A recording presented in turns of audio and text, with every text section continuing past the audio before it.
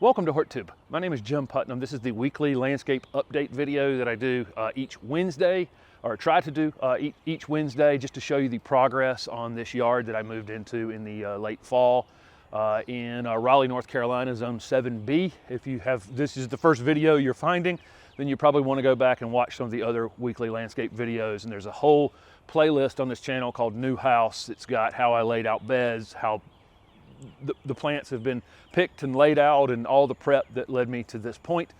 This was basically a blank slate back here. It's got this old chain link fence that will eventually be coming down, and a new fence will be going up. And that was a part of the task this week. The reason the camera angle is this way is I cleaned a lot of this stuff off the fence. I know, you guys who have been watching obviously have seen how much material was actually growing in this fence. There's still some pieces here that are literally just part of the fence.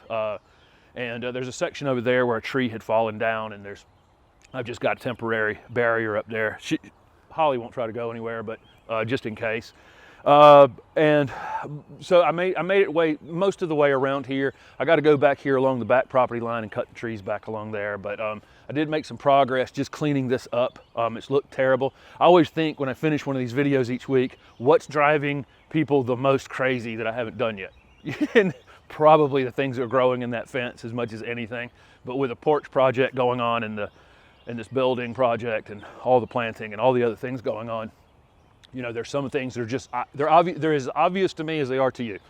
So some of that cleanup happened this week. I did the thinning of the seedlings that I've done so far in the house for vegetables, for tomatoes, and I haven't thinned the tomatoes yet. They're still small, but all of the other perennial things that were kind of overcrowded, where I'd put too many seeds in there, they've been thinned down, and those things should be ready to go outside. It's 73 today, but like I say, my frost-free date is not until around mid-April, so that stuff won't go out until then.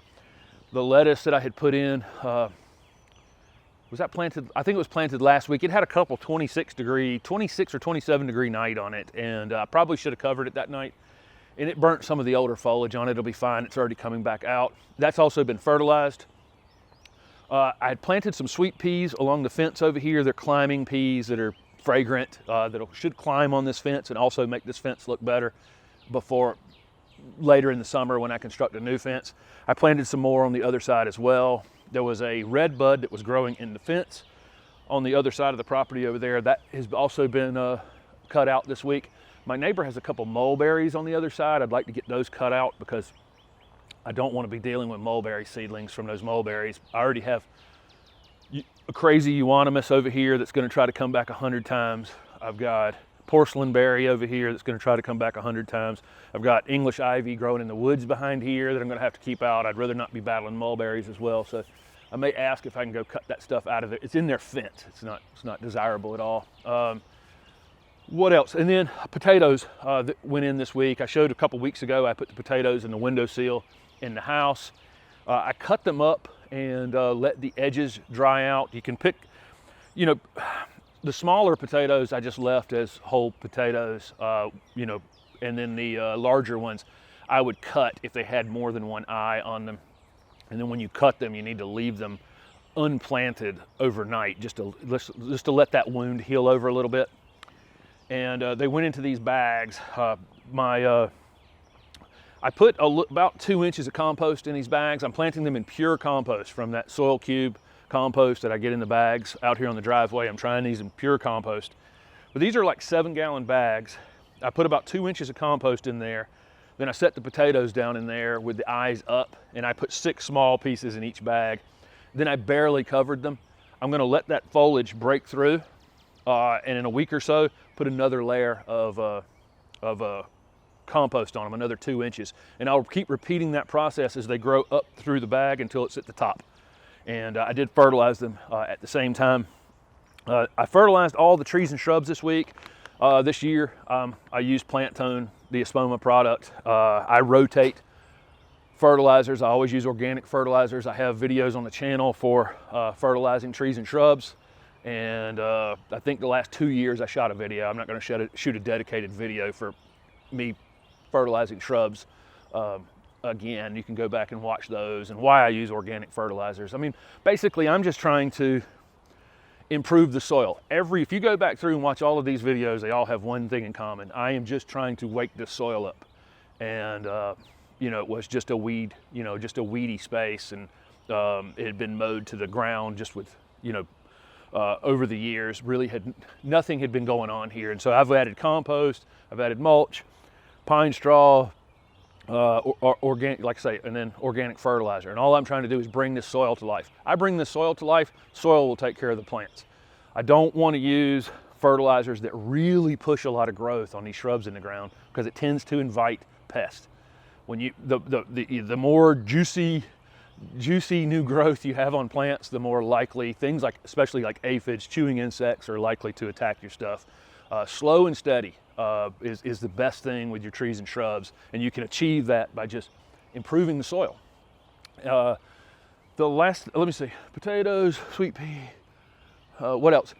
Good progress on the porch, and it's a real giant mess over here in the middle of actually really moving forward yesterday, and the bottom dropped out all of a sudden, and it rained really heavily, so there's a mess over here, but good progress has been made. I hope to be painting that and finish painting this shed here within a week or so, and then we can start planting up this way and start planting up toward the house. That'll be nice. So I think that's it for this week. Like I say, all the trees and shrubs have been fertilized. If you're watching me, you know, with the fertilizer, I don't really, there's recommendation on the bag for how much per plant.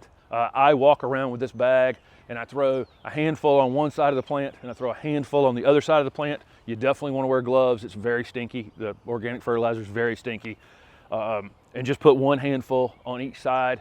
If you have dogs, Holly is okay. I can just kind of tell her to ignore it. But she's drawn to it too, and I can smell it back here.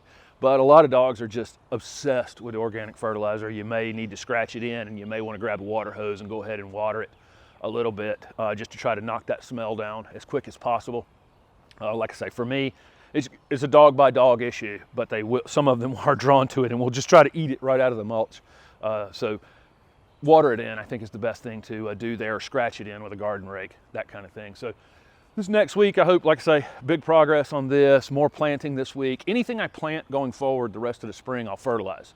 At some point, I'll cut that off sometime around June or so, and I won't fertilize. But this is my one time a year fertilizing. Anything that is already in the ground, I'm fertilizing now. Anything that I'll be planting in the next 8 weeks will get fertilized when it goes in the ground. And then I just cut that off at that point. If I want to use a starter fertilizer after that, I can.